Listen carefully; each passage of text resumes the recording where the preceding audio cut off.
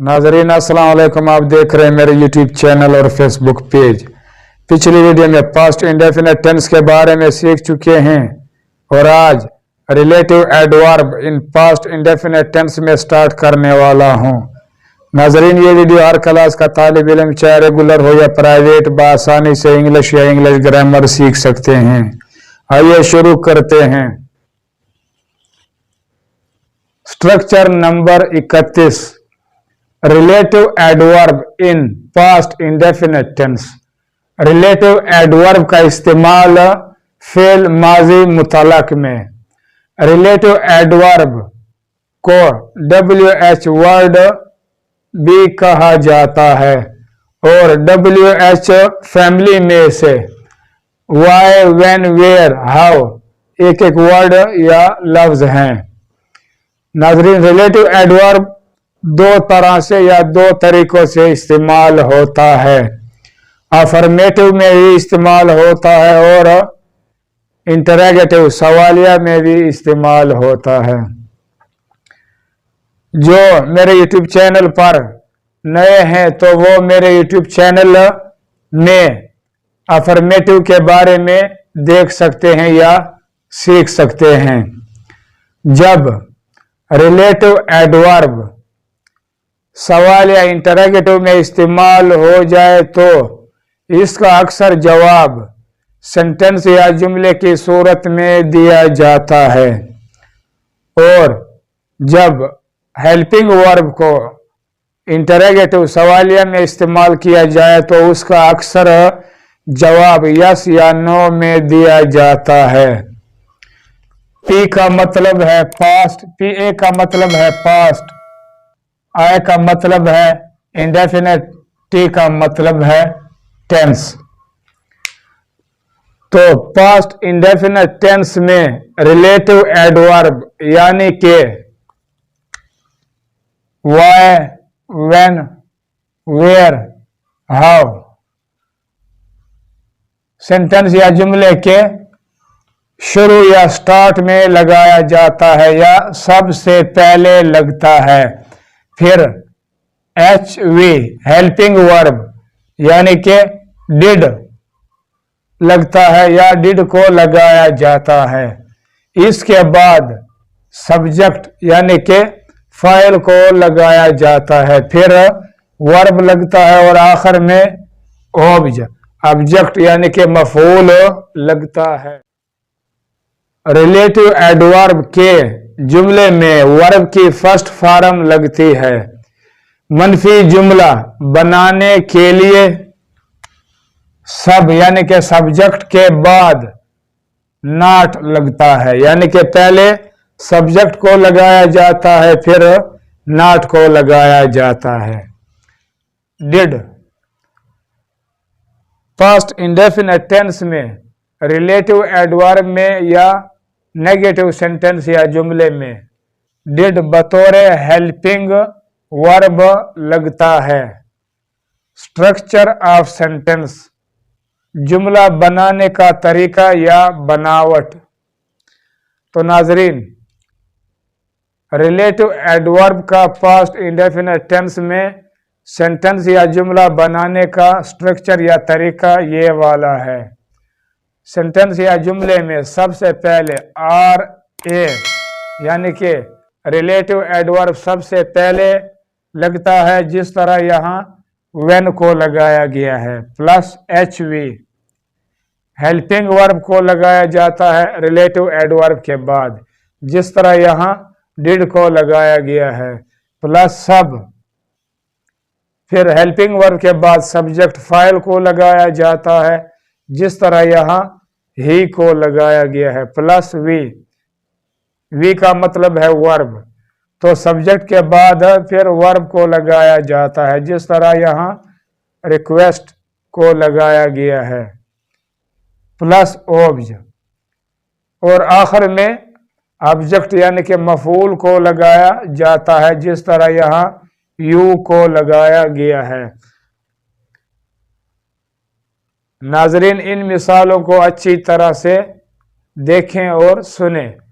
When did he request you, उसने आपको कब दरख्वास्त की या दरख्वास्त की थी। तो नाज़रीन इस सेंटेंस या जुमले में व्हेन सेंटेंस या जुमले के स्टार्ट में लगाया गया, इसके बाद हेल्पिंग वर्ब है, इसके बाद सब्जेक्ट है और इसके बाद वर्ब है और आखिर में ऑब्जेक्ट है। तो नाज़रीन जब सेंटेंस या जुमला इंटरोगेटिव सवालिया हो तो ऐसे सेंटेंस या जुमले के आखिर में क्वेश्चन मार्क सवालिया निशान लगाना ज़रूरी होता है। When did he not request you?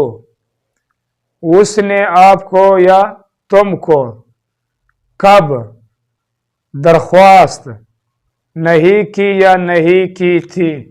तो नाज़रीन इस सेंटेंस या जुमले में भी रिलेटिव एडवर्ब व्हेन सेंटेंस या जुमले के स्टार्ट में लगाया गया, इसके बाद हेल्पिंग वर्ब है, इसके बाद सब्जेक्ट है, इसके बाद नॉट नेगेटिव है, मनफी है, इसके बाद वर्ब है और आखिर में ऑब्जेक्ट है।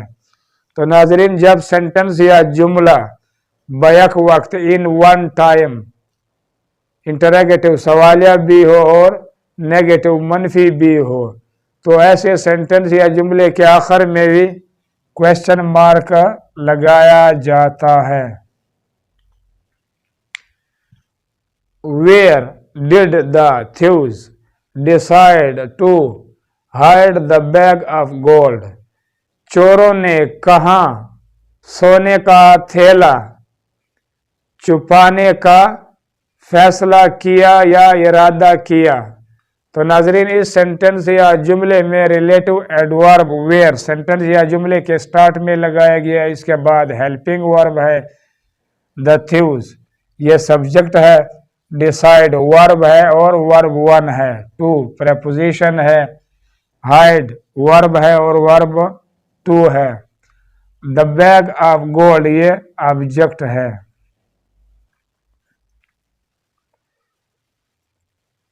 Why did Ali refuse to give him that post? Ali ने उसे वो पोस्ट या वो ओहदा क्यों देने से इनकार किया या देने से इनकार किया था। तो नाज़रीन इस सेंटेंस या जुमले में भी रिलेटिव एडवर्ब वाई सेंटेंस या जुमले के स्टार्ट में लगाया गया, इसके बाद डिड हेल्पिंग वर्ब है और अली सब्जेक्ट है। Why did Ali not refuse to give him that post?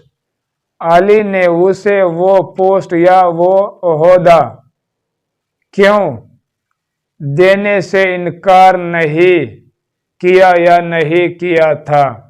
तो नाज़रीन इस सेंटेंस या जुमले में भी रिलेटिव एडवर्ब वाई सेंटेंस या जुमले के स्टार्ट में लगाया गया, इसके बाद हेल्पिंग वर्ब है और इसके बाद सब्जेक्ट है और इस सब्जेक्ट के बाद नॉट को लगाया गया है। How did the teacher advise the students to clean और brush their teeth twice a day. उस्ताद ने तलबा को कैसे दिन में 2 मरतबा दांत साफ करने का मशवरा दिया या दिया था। तो नाज़रीन इस सेंटेंस या जुमले में हाउ सेंटेंस या जुमले के स्टार्ट में लगाया गया, इसके बाद हेल्पिंग वर्ब है, द टीचर ये सब्जेक्ट है। How did the teacher not advise the students to clean और brush their teeth twice a day.